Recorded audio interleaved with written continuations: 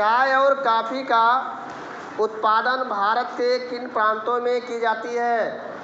उत्तर है केरल, कर्नाटक, तमिलनाडु। ठीक है, केरल, कर्नाटक, तमिलनाडु जो ऑप्शन दिया गया ये सही है। इसके अलावा क्या है, चाय का उत्पादन असम में भी होता है, जो असम है, पश्चिम बंगाल के दार्जिलिंग में भी होता है। ठीक है, और कर्नाटक में सबसे अधिक कॉफ़ी का उत्पादन किया जाता है। मेरी बात समझ में आई? और कर्नाटक में कोलार की खाने हैं, ये प्रसिद्ध है। अगला क्वेश्चन देखिए, काजू फसल के लिए कौन सी मिट्टी उपयुक्त होती है? तो काजू फसल के लिए लेटराइट मिट्टी उपयुक्त होती है। ठीक है, लेटराइट मृदा का निर्माण किस जलवायु में होता है? तो मृदा जो आपका है, लेटराइट मृदा का निर्माण उष्ण एवं उपोष्णकटिबंधीय जलवायु में होता है। उष्ण और उपोष्णकटिबंधीय जलवायु में होता है। लेटराइट मृदा का मान जो पीएच मान है 6 है, ये 6 है। लेटराइट मृदा का मान 6 है। लेटराइट शब्द ग्रीक भाषा के किस शब्द से लिया गया है? तो ये लेटर शब्द से लिया गया है। लेटराइट शब्द जो है लेटर शब्द से लिया गया है। अगला है, मृदा के कटाव और उसके बहाव की प्रक्रिया को क्या कहते हैं? मृदा के कटाव और उसके बहाव की प्रक्रिया को अपरदन कहते हैं। अगला क्वेश्चन है, बहता जल मृत्तिकायुक्त मृदाओं को काटते हुए गहरी वाहिकाएं बनाता है, उसे क्या कहते हैं? इसे अवनालिका कहते हैं। अवनालिका इसे कहते हैं अवनालिका। अवनालिका लिखे हो?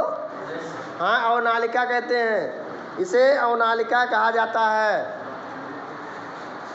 कहाँ की खेती, कहाँ की ऐसी भूमि है जिसे खड्ड भूमि कहा जाता है? जो चंबल की बेसिन है, इसे क्या कहा जाता है? खड्ड भूमि कहा जाता है। ठीक है, और चंबल की जो घाटी है मध्य प्रदेश में अवस्थित है, और मध्य प्रदेश में सबसे अधिक वन पाए जाते हैं। और चंबल जो नदी है मूसी नदी पर है ना, जो चंबल नदी है, सॉरी चंबल नदी जनापाव की श्रेणी से निकलती है। गलत बता दी, हैदराबाद मूसी नदी पर अवस्थित है। हैदराबाद जो है मूसी नदी पर अवस्थित है, और जो चंबल नदी है जनापाव की पर्वत श्रेणी से निकलती है। कई बार जल विस्तारित क्षेत्रों को ढके हुए ढाल के साथ नीचे की ओर बहता है। ऐसी स्थिति में इस क्षेत्र की ऊपरी घुलकर जल के साथ बह जाती है। इसे क्या कहा जाता है? इसे चादर अपरदन कहते हैं। इसे क्या कहते हैं? चादर अपरदन।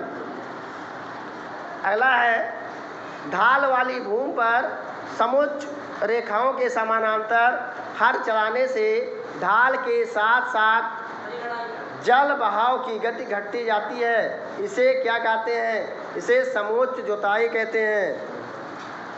सोपानी कृषि कहाँ पर की जाती है? सोपानी कृषि को सीढ़ीदार कृषि कहते हैं। ये पहाड़ियों क्षेत्रों में की जाती है। असम है, मेघालय है, अरुणाचल प्रदेश है, मणिपुर है, मिजोरम है, उत्तराखंड है, यहाँ सब पर की जाती है। ठीक है, अगला क्वेश्चन है, फसलों के बीच में घास की पट्टियाँ उगाई जाती हैं। ये पौधों के द्वारा जनित बल को कमज़ोर करती हैं। इस तरीकों को क्या कहते हैं? तो फसलों के बीच में घास की पट्टियाँ उगाई जाती हैं। ये पौधों के द्वारा जनित बल को कमज़ोर करती हैं। इस तरीके को पट्टी कृषि कहते हैं।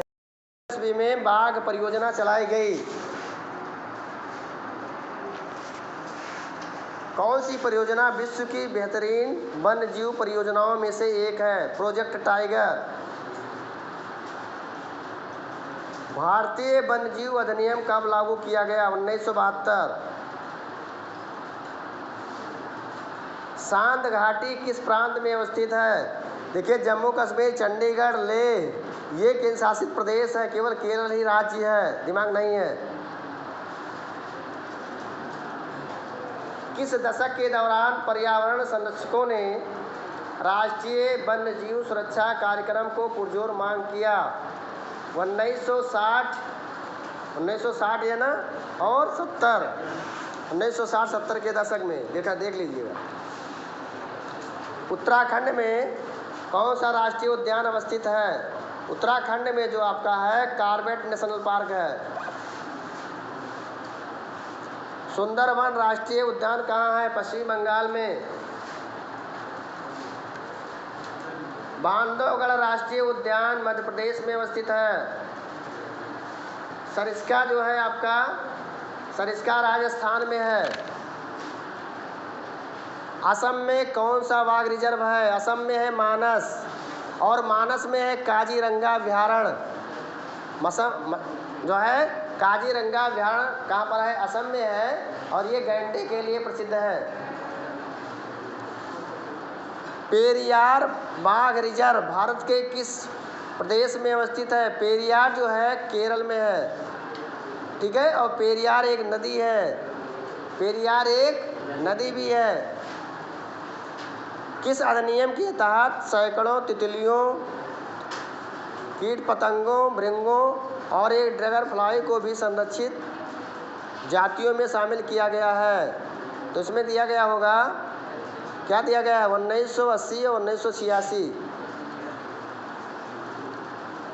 संयुक्त वन प्रबंधन का पहला प्रस्ताव कब पारित किया गया था? तो संयुक्त वन प्रबंधन का पहला प्रस्ताव 1988 ईस्वी में पारित किया गया था।